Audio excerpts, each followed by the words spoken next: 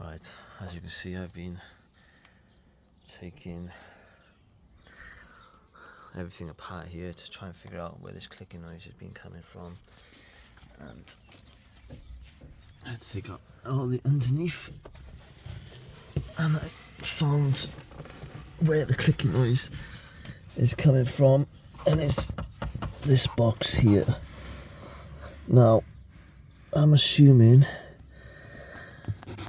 at first I thought it could have something to do with the passenger airbag, but I got a funny feeling it's something to do with the immobiliser. I just can't understand why it clicks at random and affects the central lock-in. Does it mean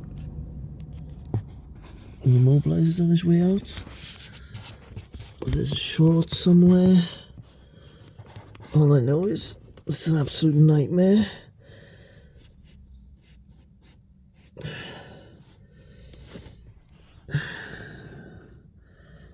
So I need to try and figure out what to do.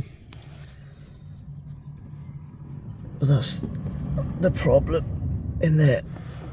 Oh god.